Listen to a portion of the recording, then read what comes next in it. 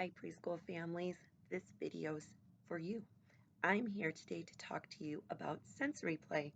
Now, I know when you hear sensory play, you probably think, what a mess. And while sensory play can be a messy activity, it is a very important part of your child developing and learning.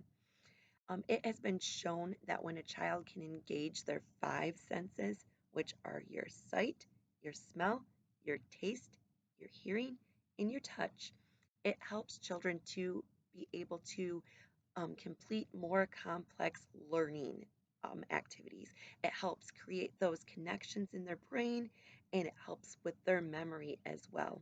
So when they're maybe working with some colored rice or something like that, and you're talking about colors, it helps to just create a deeper connection and it helps them to recall and remember those colors later.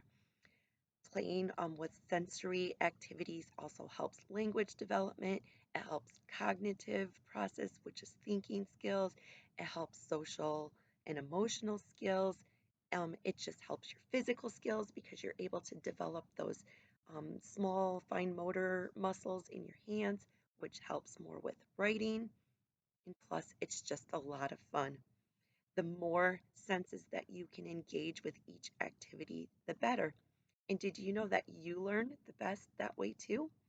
The more of your senses that you can engage at once, the easier it will be for you to learn or remember that specific thing that you're doing. So we want to complete sensory activities with children as often as possible, and they don't all have to be super messy. And for those extra messy ones, you can do them outside. So I have some sensory activities to show you today, and I will post even more throughout next week. I'll be posting a different sensory activity each day. One of the first ones I'm going to show you is just a smelly bottle. I just put some cotton balls in here and then I drip some drops of some lavender essential oil. Now, this is something that I just personally had, but you can use different things. You can use like peppermint oil or even just perfume. You just drip some onto the cotton balls and then you can put the lid on. And then I just poke some holes in the side of this bottle with a pin and then your children can smell.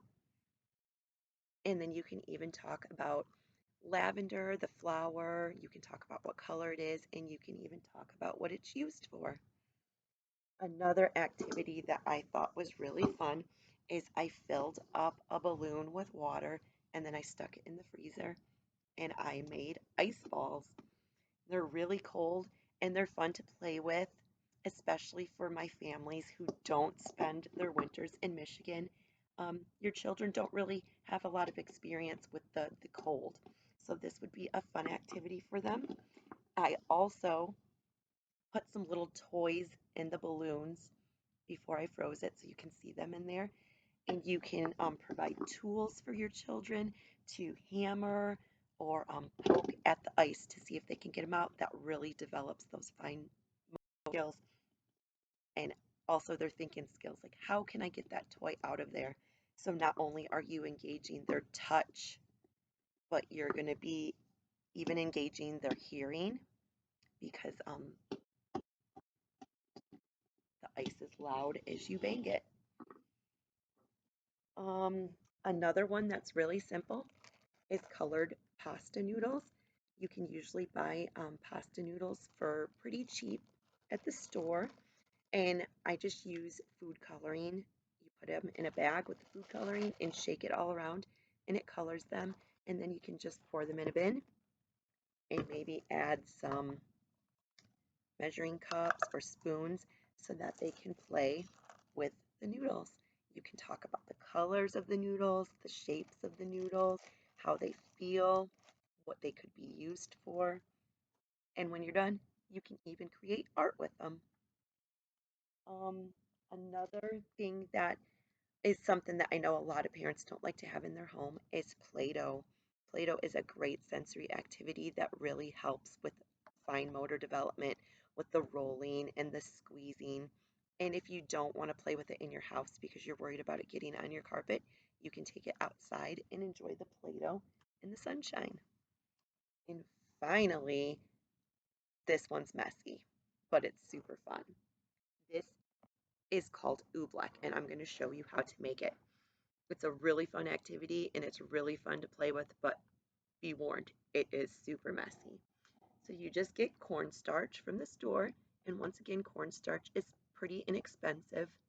I know sometimes it's a struggle with money, and if you can't buy this kind of stuff, there's lots of other sensory activities that don't require you to purchase anything.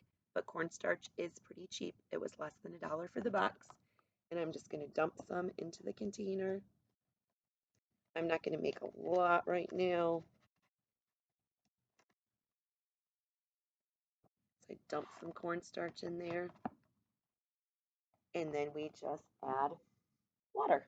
So I have a pitcher of water, and you just pour some in, and then you use your spoon to stir it up.